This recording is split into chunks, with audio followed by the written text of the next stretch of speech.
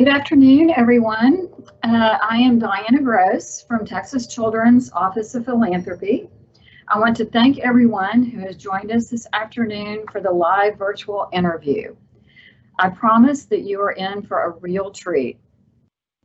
Before I introduce our moderator, let me cover a few housekeeping items. Today's presentation will be about 30 minutes long, and there will be about 10 minutes afterwards for questions and answers. Thanks to everyone who submitted questions ahead of time. We really appreciate it. There will be no video or audio functions for our participants today, but you may submit additional questions through the chat forum during the presentation. We will try to address as many of them as we can during the Q&A portion. Now it is my pleasure to introduce our moderator for this afternoon's discussion, Susan Feigin Harris. Susan was named Texas's 2018 Lawyer of the Year and is a partner at Morgan Lewis, where her work focuses on regulatory, corporate, governance, compliance, and contracting needs for a diverse group of healthcare clients. She is also the daughter of the late Dr. Ralph Feigin, much beloved physician-in-chief of Texas Children's Hospital for more than 30 years. Susan, welcome, and thank you so much for being with us today. Thank you, Diana, and thank you to all of you who are joining us this afternoon. I'm delighted to have the opportunity to reach out to friends and donors of Texas Children's and to update everyone about COVID-19 vaccine development updates at Texas Children's Center for Vaccine Development. Leading our discussion this afternoon are Drs. Peter Hotez and Dr. Maria Elena Bottazzi, co-directors of Texas Children's Center for Vaccine Development. Together, they're leading a team of researchers who are committed to the development of safe, effective, and accessible vaccines for COVID-19 and other coronaviruses. They've been working on coronavirus vaccines together for over 10 years and have been partners professionally for over 20 years. Both are experts in vaccine development and internationally renowned for their work in this area and in neglected tropical diseases around the world that afflict the poorest of the poor. Thank you so much, Dr. Hotez and Dr. Bottazzi, for joining us this afternoon. I think we'll get right to it if you don't mind, so let's get started. Dr. Hotez, I'm going to start with you if you wouldn't mind. Let's start at a very high level. If you would tell us a little bit about the Center for Vaccine Development at Texas Children's. Yeah, sure. You know, as you know, Susan, as many people know, vaccines have had a huge impact on public health. It's led to the eradication of smallpox, the near elimination of polio, and made great strides in reducing the global incidence of measles and other childhood diseases. The problem is there are many diseases, especially diseases of the poor, for which we don't have vaccines, and they fall through the cracks because the big pharma companies don't want to invest in vaccines for poverty-related diseases such as schistosomiasis, Chagas disease, and leishmaniasis. And what happened was, about a decade ago, Texas Children's rolled the dice with us and recruited Mary Elena and I to come to Houston to build this extraordinary center for vaccine development. I like to say we make the vaccines that the big pharma companies can't make or won't make because they can't promise a return on investment for their shareholders. So we have multiple exciting vaccines in clinical development: schistosomiasis and hookworm, Chagas disease, leishmaniasis, mostly parasitic infections. I sometimes call them the most important diseases you've never heard of. They're incredibly common, but because they affect often forgotten people with forgotten diseases, we take this on. This is kind of something really extraordinary about Texas Children's, right? I mean, they don't just want to be the best children's hospital in Houston or Texas or even the United States. They want to be the first global health children's hospital, really recognizing that the lives of children and women are equally valued across the world, and so it's been a real honor to be here the last decade. And then at the time we came here, we got approached by a group working on coronaviruses, and that's how we started getting into coronavirus vaccines. Thank you. I appreciate that. Dr. Bottazzi, can you give us some information about the COVID-19 vaccines you're working on with Dr. Hotez? I think we'll jump right into COVID-19 vaccine development, if you wouldn't mind. Sure, absolutely. Well, first, thank you, Susan. It's definitely a very special treat to have you moderating this dialogue. I'm one of your biggest fans, just FYI. I'm your biggest fan. FYI. And certainly appreciate all those who are listening. So like Peter said, I think certainly we have dedicated almost pretty much all our lives to develop these very important vaccines, which we consider them key global health technologies. And indeed, I think we're probably one of the very small number of groups of scientists, innovators that recognize the problem of coronaviruses even as back as 10 years ago. And that's why, of course, we initially started with our program focusing on the SARS virus, later on bringing in development of vaccines for also the MERS virus. And to put it in context, we had a program that now, of course, is almost 10 years. And initially, it took us approximately 6 years to really build this concept of how do you design them, how do you engineer them, how do you produce them, how do you set up the right partnerships to advance them through its evaluation and testing, how do you prepare the global potential delivery. And so now when we got hit with, of course, at the beginning of this year with the information that this virus was very similar to the SARS virus. In fact, I have to tell you, our scientists took all the learnings, all that we knew about the prior viruses in the last decade, and what we had done in 6 years, we magically could, in 6 months, even a little probably less, not only identify the appropriate target, engineering it as a vaccine candidate, and move it to the point where we have now really think that we can deploy this as probably one of the safest, much more scalable, approachable, achievable, and certainly very low-cost vaccine that we can use to distribute around the world. Thank you. One of the things I'm going to ask you to talk about now, just to set us up for the future, is when you talk about your platform and your vaccine, I know it's different than others. And if you would just, as we're beginning to get into it in more detail, talk a little bit more about what you've called your RBD platform and how that differs from the other vaccines we're hearing about on a day-to-day basis, because I think that's what differentiates, if I understand it correctly, your approach from the others. Sure, absolutely. And yes, we hear in the news that of course, there are many vaccines that utilizes, of course, many different procedures of how you make these vaccines. We have always strived to ensure we use technologies that are what we consider proven technologies. Yeah. And that doesn't mean that the other technologies are not good. It's just that we know that proven technologies give you a lot of advantages because they tend to be low cost. They tend to have already very predetermined safety profiles.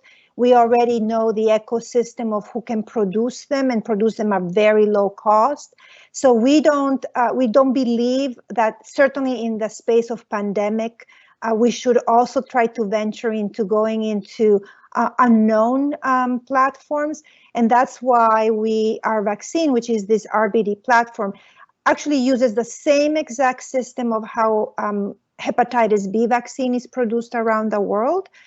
We know everybody who can make it, and therefore, for example, we already have transferred our recipe for this vaccine to a large industrial manufacturer that it took them probably just a week for them to really say, we know exactly what to do with this, and we can make even 500 million doses in a given year without really investing too much, not only time and effort, but it also has a clearer path in what we call the regulatory path, a clearer path to ensure that it's not going to identify any safety concerns as we develop it. So we really de-risk our selection of what we do with a lot of these things in mind. That's really helpful. Thank you. And I know that you and Dr. Hotez have been partners for so many years, and clearly have a good working relationship. Tell us a little bit about that chemistry and how that has worked for you, and what is the best thing about that partnership, which will help. Sure. Vaccines are probably the most complicated types of pharmaceuticals you can imagine because they're biologics, and because there are pharmaceuticals that you're basically injecting into well people to prevent them from getting sick, the bar is really high, the regulatory bar, so they're incredibly complicated. And what's really unique about what we do at Texas Children's is we're actually making vaccines. So there's a lot of university centers that call themselves vaccine institutes that are basically fundamental immunology institutes that have an interest in vaccines. We're actually making stuff. We're making vaccines, and that's to the credit of Mary Elena. She's the true genius behind this operation. She's figured out this extraordinary model, and it really is extraordinary, this model of how you go from a discovery in the lab and work with people from industry and from the legal sector, the business sector, and how you scale that up into a vaccine. It's really hard to describe what Mary Elena does, but we've done things no one else has done, and it's really to Mary Elena's credit. So Mary Elena is sort of the secret sauce that makes everything possible. That's her contribution. My contribution, without me, probably things would run more efficiently and smoother, but she probably wouldn't have had as much fun doing it, I think. So I guess my role is to, help provide some inspiration and really look at the big picture on global poverty and disease. Although I have to say, Mary Elena shouldn't be underestimated on that front either, especially during this time of COVID-19. She's been called on to give just about every interview across Latin America. And now that Latin America is getting so devastated right now, she is really the go-to person on all this. She's a very inspirational person. That's very, very kind of you, Peter. Certainly, I have to say, if I'm the sauce, you're definitely either the spaghetti that you can put the sauce on top, or again, like you said, I'm half Italian, half Latin American. I'm from Honduras, so also some nice pico de gallo salsa on top of some good, frijoles or tortillas. So I agree, we definitely complement each other. I have to say I've been, beyond lucky to work with a visionary like you. I think personality-wise, we could be, if more on the extreme spectrum of personalities, for sure. So I think that's one of the magic formulas, and it's just been a privilege to be able to again bring not only your vision, but then be the one that has the opportunity to implement it. And land it, I guess, and transfer this to, of course, our scientific teams, which at the end are the ones who really do the work. I mean, we are mostly guiding and leading and transforming and sharing our knowledge. But for us, I think one of the most greatest rewards is that we're also leaving a next generation of not only bright in the future, of our countries and our world, and I think that's where we have the most of our impact also, directed to. I would say the only thing we share in common is we both suffer from the same anxiety disorder. Yes. So I'll wake up at 4:30 in the morning, like in a panic, and we'll start texting Mary Elena, and found out that she's already texted me 45 minutes before. So that's. Well, I'm glad you're worrying on behalf of all of us. We need you to continue to worry. So tell us a little bit.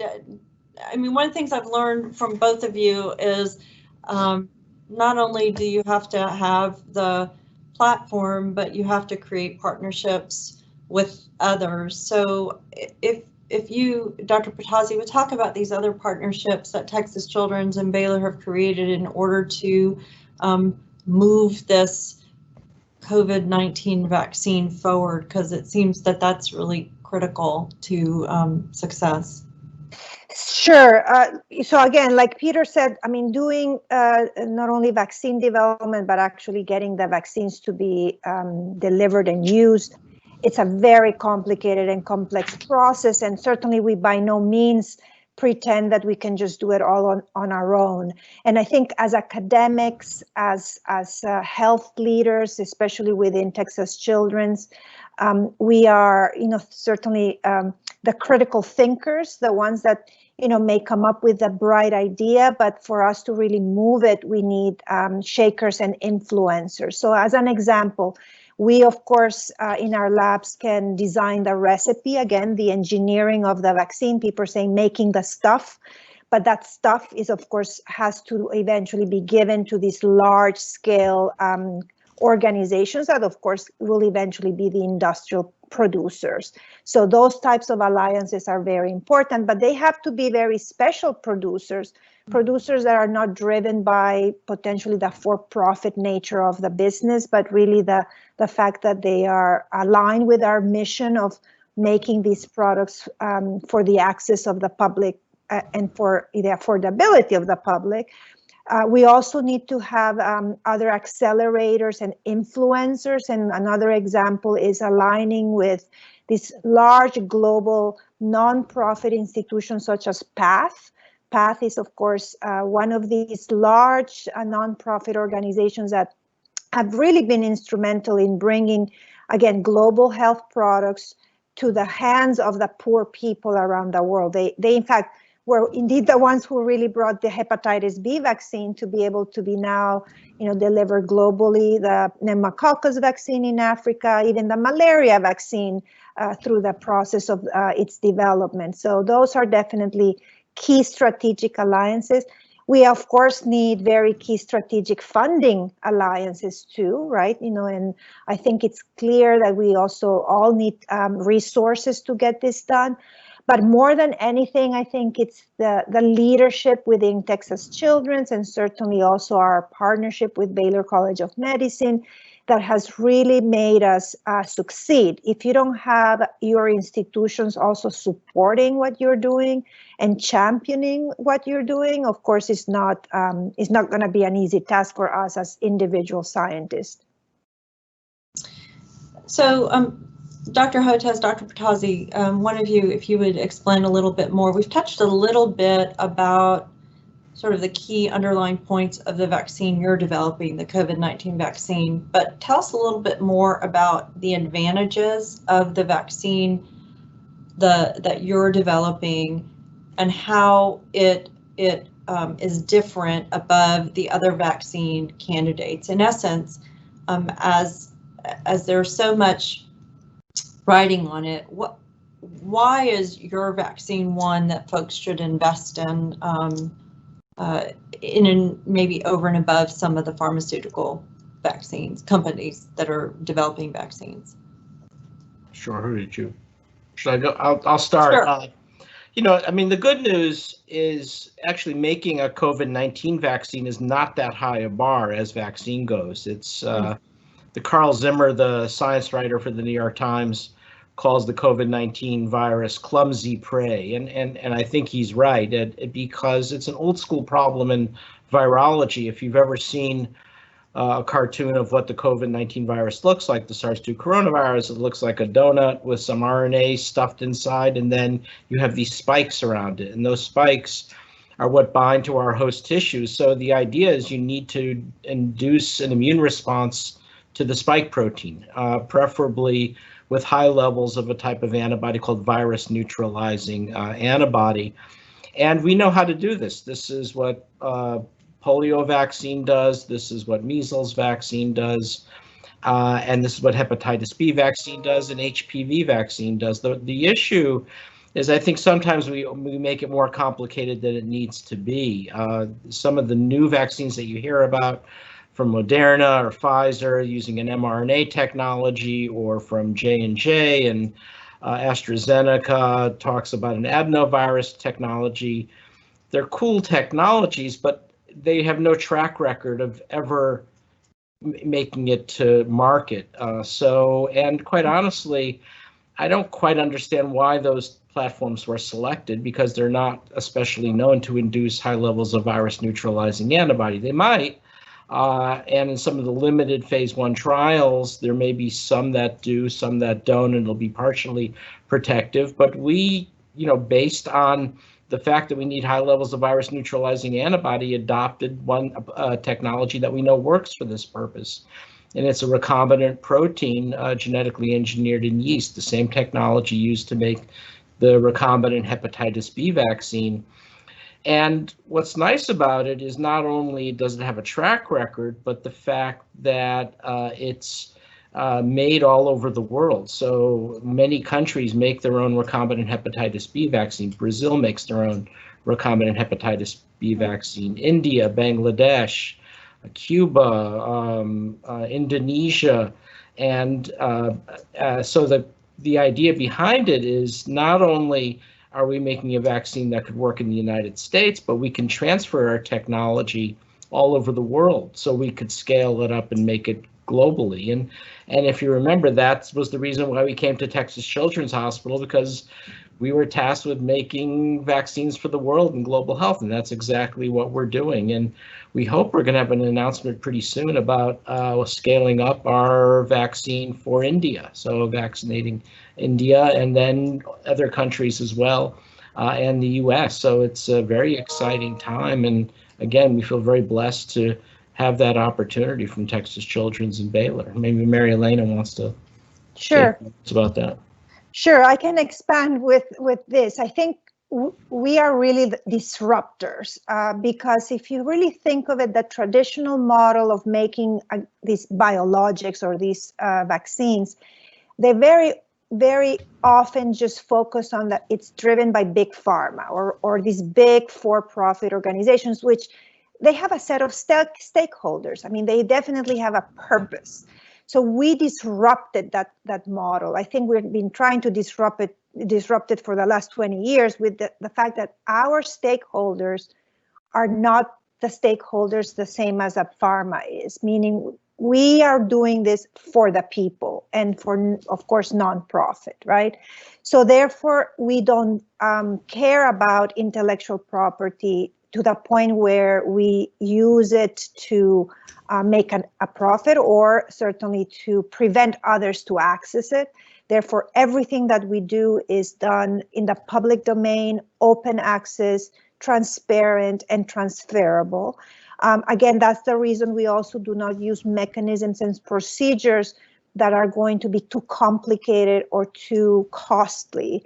And I think this is the reason why we feel that we really can make a difference, because ultimately this product is going to have most likely be subsidized by all the different countries around the world, or if not, people will not be able to reach it. We can't sell a vaccine, even if here in the United States you may think that a $50 per dose is a cheap vaccine. I cannot already tell you, in Honduras, maybe $1, it's still expensive, because they cannot afford, right, to have vaccines that cost even as little as $50 a dose, right? So we can, in all of these vaccines that you're hearing, they all have some strings attached, right? It's the fact that, again, they're for-profit entities, that they use these novel technologies. As you know, as technologies are new, they're more expensive. The cell phone 10 years ago was much more expensive than maybe a cell phone today. So they don't have the economies of scale. So we already start with that premise that we need to be disruptive and that we need to break that paradigm of the normal way of doing things, especially in an outbreak or a pandemic situation. You can't just go with the same processes as business as usual.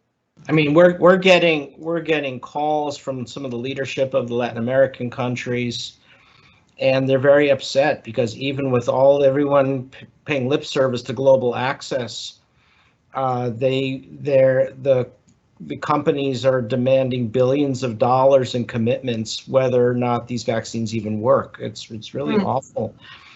And we think that's unconscionable, especially in this time of a terrible crisis. And, the recombinant hepatitis B vaccine, the technology that we use, Brazil makes their vaccine for under $1 a dose, less than $1 a dose, and so does most of the world.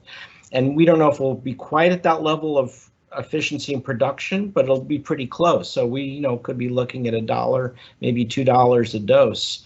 And quite honestly, a technology that is just as good or better than some of the ones selected for Operation Warp Speed, because it's specifically designed to induce virus neutralizing antibodies. And we know this because we've already done it for the first SARS virus, if you remember, in 2003.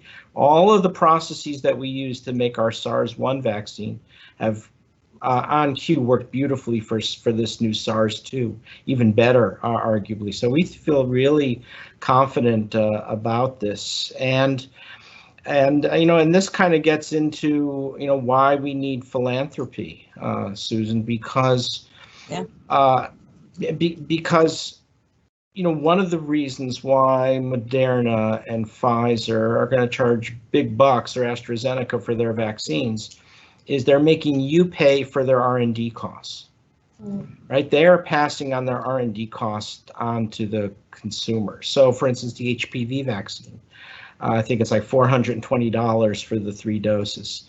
It doesn't cost them $420 to make and distribute. It's maybe, pennies or a couple of dollars, but they pass on their R&D costs. So we very much believe in this concept of delinking our R&D costs. And the way we can do that is because of philanthropic dollars that pays for the R&D. That's that very critical function. And that's how we've always operated on, being here in Houston, which is such an amazing philanthropic community, and a place where people, have, it's really interesting when we came to Houston, when I came to Houston. First of all, we came from Washington, D.C., and when we told people we were moving to Houston, there's such, for this flyover nation concept, everyone is such a snob. At first I thought I was bluffing, that I was using it for leverage to get a better deal. And then when they found that I was actually going to Houston, it was like they were holding mock funerals, like a leper leaving the community. And that's because people don't get it. People don't understand not only what an intellectually, not what a philanthropically vibrant communities, but Houstonians and people here in Texas are, I think, some of the most intellectually curious people I've ever met. And this, right? You talk to people, they just love hearing new ideas. They love hearing new concepts. People are so open and they want to have a conversation. It's such a cool place to be. And we've been able to thrive here because of that. But we really do need help on our COVID-19 vaccine. We've gotten part of the way. Maybe Mary Elena can say a word about what we need now to really make this go. Well, before we do that, I just want to say what I've heard you say that I think is so important to emphasize is that the vaccine you're developing is not being developed with novel technologies necessarily. So it's proven. It sounds like it's easily scalable. It's transparent, and it will be widely available to the world's population, which is equally, we don't live in a bubble here in the United States. It's extraordinarily important that everybody ultimately get vaccinated. And that's really my takeaway so far from what you said, as opposed to, the headline of the day about Operation Warp Speed and what may or may not be happening. And I think that's the educational element that at least I've drawn from the vaccine that you're developing. And it seems to me that's an extraordinarily important point to emphasize. And so, pivoting to where you went, which is the need for philanthropy, because there's not necessarily the level of federal funding, because you don't have stockholders, because there's no proprietary interest. You really are being funded solely through philanthropy and the support of the institutions. And so talk a little bit more about what you need and how much it's going to take to get you over the finish line. I'll let Mary Elena. Sure. Yeah. So I think I know everybody probably feels like this has been an eternity, because it does feel like these 6 months have been an eternity. And I think to put it in context, we certainly have to be very proud of what we have been able to do in 6 months, but we also are very worried of what's going to happen in the next 6 months. And I think like you said it very well, Susan and Peter, I think the value of doing this without the stakeholders, without the backing of this big pharma, is that we have the ability of pivoting and adapting and being flexible and being able to really respond almost at every hour, every single day when things change. Because unfortunately, sometimes when you have to go through the mechanisms of applying for like the big multinational granting agencies, they take so long to, go through the process of evaluating maybe some of these big, proposals, which of course we always do. We always submit grants, but, having the flexibility of the funding that allows us to really, react and prepare very rapidly and being very flexible. And I think it's really the need of that core funding to be able to continue enabling our partners. Remember, it's not to get money just to do the things ourselves in our labs. It's really complementing our endeavor, scientific endeavor, of course, our very critical thinking endeavor, but to operationalize the deployment of these vaccines, we need to engage so many other parties, that having this flexibility in the funding to align it, if today the alignment is, again, in the USA, but maybe tomorrow the alignment should be, again, how can we use Latin America, or how can we enable the manufacturer to go from licensing its vaccine locally to get, the ability of exporting the vaccine? So there are so many things that we could do, to enable the testing of our vaccine. I mean, I know we spoke a lot about manufacturing the vaccine and producing it, but we still have to show that, of course, it's safe, that it works, and how much does it work, and who can use such a vaccine. And that has to be done in human populations, and ideally not only human populations in the US, but ideally also human populations that are really targeting those that really need it, those that are the first line, healthcare, all around the world, the poor people that certainly don't even have access to go to the hospital because they're totally collapsed all over, and maybe they don't even go because they're afraid of going. So many needs. Unfortunately, we have many needs, but I think circling back to what Peter said, Houston has been such a wonderful community to be in. I don't think I personally have ever lived in a place where there's so much community, and we're all in this all together. And I'm so just very happy to just be talking to you all today. I think we're great on time, and one of the things I want to do is make sure we leave enough time. We've received, as you know, a significant number of questions already, and then we want to leave some time for ones that may accrue as we're speaking. So I want to thank you. Before we move to Q&A, I know everyone wants life to get back to normal. Obviously, all of us know that won't happen until we have a safe, effective, low cost and globally accessible vaccine. So we're going to talk a little bit more about the questions that have come in, and then we'll close. So the first question, which I think is reflective of questions many of us have, and that has to do with this rapid pace of vaccine development and the questions that have arisen concerning the ultimate efficacy of a vaccine. And we've talked a lot about your platform versus others, but really, should the rapid pace of the development of the coronavirus vaccine cause us concern with respect to the efficacy of a vaccine? And do you foresee this vaccine being similar to like a flu vaccine? And tell us the difference between that, because I know they are different, and it'll help all of us, I think, with respect to our expectation about the eventual COVID vaccine. Well, you know, there's two things you'd like a vaccine to do. One is, at a minimum, you want it to reduce the severity of illness, to prevent you from going into the hospital or the intensive care unit. And then you'd also like it to do one more thing, which is actually block infection, so that if enough people get vaccinated, you can induce herd immunity and stop transmission. And what we don't know for any of our vaccines, including ours and including the Operation Warp Speed vaccines, whether these vaccines will meet both criteria. I feel pretty good about ours doing both, less so some of the other vaccines, and that's very important because they're quite different. So the gold standard would be something like a measles vaccine that actually blocks infection, and if enough people get vaccinated, you actually eliminate measles, and that's, up until recently, that's what's happened in the US.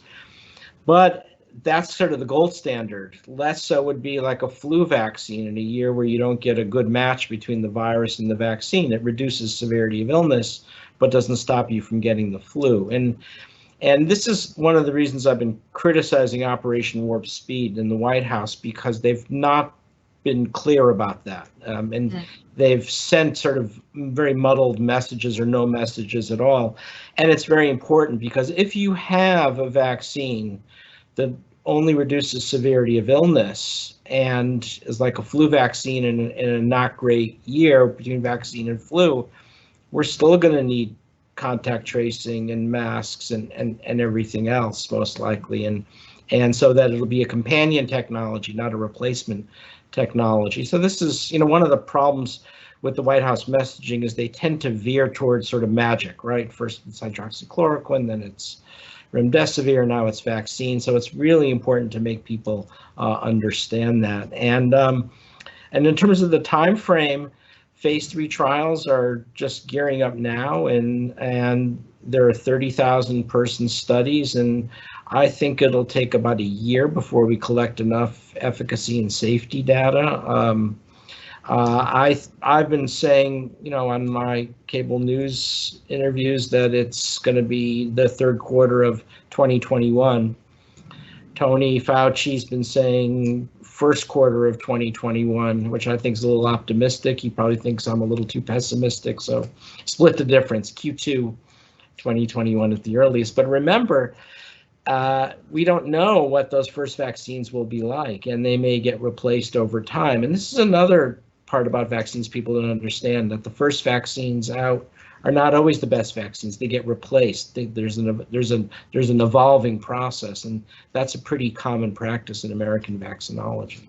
But to manage sort of the vaccine hesitancy issue, which I know you're so attuned to, it sounds like, you know, people want the panacea, the vaccine that'll obviously do the most, like the measles, over time eliminate the disease. But it sounds as though it'll be a process whereby at least it's possible to have a vaccine that will in some ways help reduce the severity of the illness while the vaccines are continuing to be developed. But it also sounds as though your vaccine, which is probably a longer ways off, if that's a fair statement, may be more complete with respect to not only reducing the severity of illness, but also potentially eliminating disease. Have I overstated that? Or I think that's fair. It's like, for instance, the AstraZeneca vaccine in non-human primates. It reduced severity of illness, but the non-human primates are still shedding virus, right? So there's still transmission. We'll see what happens in people, whether it's the same. We think our vaccine, because it's a more traditional platform, also the Merck vaccines are a live virus vaccines. They'll come along a little later, but not a lot later. I think, you know, we're not talking years and years, we're talking months. And so I think one of the messages, it's going to require a person to have situational awareness and learn about what the different vaccines are. And as I said, the public health messaging has been very poor so far. And unfortunately, that's also enabled a very aggressive anti-vaccine movement, which is quite strong here in Texas, and also tends to now glom onto campaigns against masks and contact tracing. It's a tough space, but hopefully we'll work our way through it. So some of these questions sort of build on what we've been talking about. Can you describe the different types of vaccines in development? And I think in answering that question, if you wouldn't mind, either Maria Elena or Peter, talking about, again, the difference in your technology versus the other technologies, because I think that'll be helpful in understanding all these different vaccines that are in development. Certainly, I can try to take a stab at that, try not to get too technical in the terminology, but I think the crudest way of making vaccines is that you take the actual entire organism, like you culture the virus, and then you, of course, either kill it or inactivate it, or of course make it not non-pathogenic. And that's pretty much, you know, probably one of some of these vaccines we hear. Most likely they are definitely going to be efficacious, but they tend to be the ones that have a little bit of the most safety concerns, because again, it's the entire virus. You're putting like a crude extract of the entire thing. Little bit complicated in how you make it, but there are many vaccines that are actually licensed and being used that are either live attenuated or live inactivated or killed vaccines. Mm-hmm. So that's kind of like the roughest ones. Then of course there's all these that are considered, you know, genetically synthetically made in laboratories. And in our case, we use what we call the protein-based vaccines, or the subunit vaccines, which we only take a little piece of the pathogen. In this case, we looked at the virus, we looked at the spike protein of the virus, and then we picked the receptor binding domain, which is this RBD.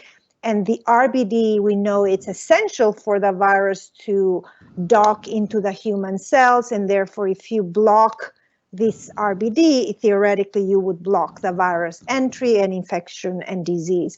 And so it's a little piece, as you can see, of a big complex organism.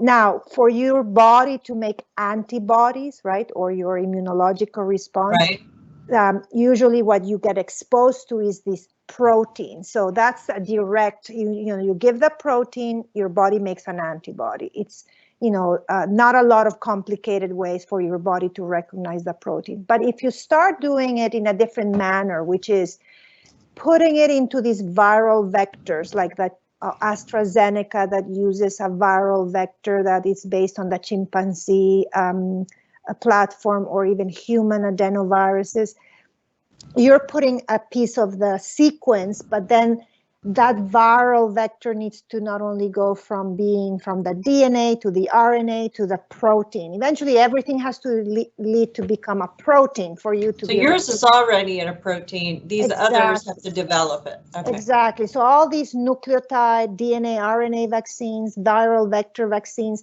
you're actually asking your body to do more work. Right. They may be faster to produce in the lab, these nucleotides, but the processing in our bodies, and I think Peter alluded to these, sometimes these were not engineered to make vaccines that produce antibodies. Most of these platforms were originally created intellectually for being gene therapies type of. Right, yeah. They were definitely not created to make viral antibody-based vaccines. And that's another one of the concerns that we have. So explain, another question that came in, which I think is also helpful, is explain the various phases of vaccine testing. Like, and what goes into ensuring the safety of a vaccine, especially one that's being developed at a rapid pace. If you could describe some of these different trials and everything so that people can understand that hopefully when a vaccine is developed, it's gone through these phases, and maybe you can describe it in the course of the ones you've taken forward. Yeah, I mean, historically, what you do is you go through what's called phase 1, phase 2, phase 3 clinical testing. So once you have your vaccine manufactured, you then apply to the FDA, Food and Drug Administration. We have a lot of acronyms in our business for what's called an IND, an investigational new drug application. And hopefully you get the green light then to move forward with clinical testing. And what's usually done is you start what's called phase 1 testing, which is you inject normal healthy volunteers, classically between the ages of 18 and 45 or 18 and 50, to make certain there's nothing untoward that happens, that there's no significant safety signal. And if that goes well, what you then do in a phase 2 study is a dose ranging study. You look at different doses, maybe also some different immunostimulants or adjuvants that go along with it. You might also look at some different age populations. So for instance, for COVID-19, you may want to know whether your vaccine works in older people or those with underlying diabetes or heart disease. And then if that goes well, then you do what's called your pivotal trial. This is usually a large 30,000 person study that takes a year or so, and sometimes multiple years, to show that the vaccine actually prevents you from getting sick, prevents you from getting the infection, and doesn't show a very common problem with safety. And it can take years for that process to go on. And what's happening is this is being accelerated, but I think it's being accelerated in a way that's not going to cause an issue. And then if that study looks promising enough, meets certain criteria, then you can get a license. You apply for a license with the Food and Drug Administration, and even then there's a whole post-licensure surveillance mechanism. The difference with Operation Warp Speed is some of those things are being compressed. So, for instance, in the phase 1, rather they're going right to special populations immediately. So the same time they're immunizing healthy volunteers, they're immunizing older people and other populations, and then moving pretty quickly to a phase 3 trial. So the first Operation Warp Speed vaccine is starting phase 3 now, and that's the Moderna vaccine. And then over the next year, you'll accumulate enough data showing the vaccine actually works and is safe. And that's why I quote that Q3 timeline of 2021. And ours will be pretty close to that. I think we're maybe a few months behind, but not much. But I think really no later than some of the later Operation Warp Speed vaccines. So and then I feel pretty good about that. But you are hearing,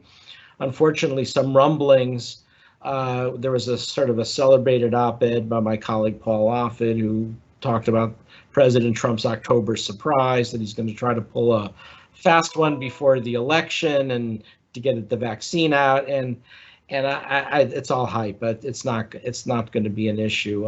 We have a very carefully crafted mechanism to ensure vaccine safety, and I'm not worried that anything is going to be rushed to the point where we're going to get anything out that's unsafe. This is carefully regulated by the FDA and committees and CDC, so that I'm quite confident no vaccine will be released to the public before it's ready. Now, can I promise that something odd will happen?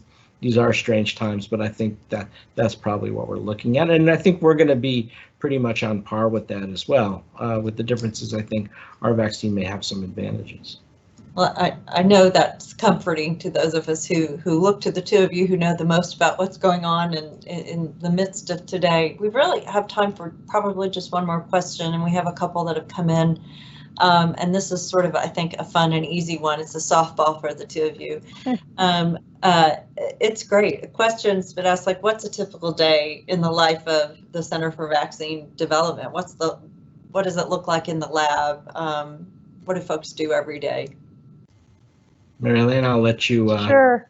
Well, we do start very, very early, and we certainly go to sleep very, very late. Sometimes it's a blur between a day and a night. I think it's our teams are, as you heard, we engineer, we design, we produce, because ultimately we're going to be handing off the recipes to, not only how to make these vaccines, we also test them. You did hear about the phase 1, phase 2, phase 3 in the human stages, but there's a lot of what we call preclinical stages that you also have to do, which is, of course, to show not only that your products are pure, that you can make them always at the same way, that you, of course, can see the results not only in primates, but maybe also in other species. So there's a lot of paperwork for sure for us to be able to show the quality and the level of documentation. It's almost mind-boggling at some level, but it has to be done. I mean, everything has to have a trace, a story, right? A link to where the information came from. And any ingredient that the vaccine uses, we have to have the source and the lot number provided. I mean, it's really involved, and Mary Elena has spent years, literally decades, putting that all together, and it's really an extraordinary system of quality that we have in place. I mean, this is the hard part of vaccine development. It's not hard to make a vaccine, it's hard to ensure the quality. So people are stunned to hear that the Russians are going to have a vaccine released to the public by October. We could do that too. We could have our vaccine ready to go. We could scale it up for the whole United States by October. But do we know, can we assure its quality control? Can we assure its safety? No. And so that's the part that people don't often understand. So people get confused. They think it's and sometimes the White House does it this way too. They talk about it as a manufacturing problem. They'll talk about it in the same way that they'll talk about making respirators or diagnostic kits. I mean, there are manufacturing issues, but overwhelmingly it's assuring that quality, because you only get one chance. If there's a big mess up in terms of the safety of these vaccines and they're released prematurely, it not only discredits future COVID-19 vaccines in the public's eye, but it also undermines our whole vaccine system. And we saw this happen in the Philippines, for instance, where there was a question about a new dengue vaccine, and then it halted measles vaccine production. Thousands of kids died of measles in the Philippines. So this is why we, or as scientists, we draw a line in the sand about that, because we can't afford to have that mess up in the system. And I'm confident that we won't. We'll be okay. Well, I know it's been a fulsome discussion, and I know there'll probably be more questions, but I know I'm being told we need to wrap it up. So thank you for sharing your time with us today, Dr. Hotez, Dr. Bottazzi, and your expertise in helping explain all this. Thanks to all of you who joined us. To finish their work, Drs. Hotez and Bottazzi still need significant resources. I hope all of you consider making a contribution. If you'd like more information or would like to support Texas Children's Center for Vaccine Development, please, the information's on your screen now. Please reach out, and we're so grateful to all of you who've joined us today. Thank you.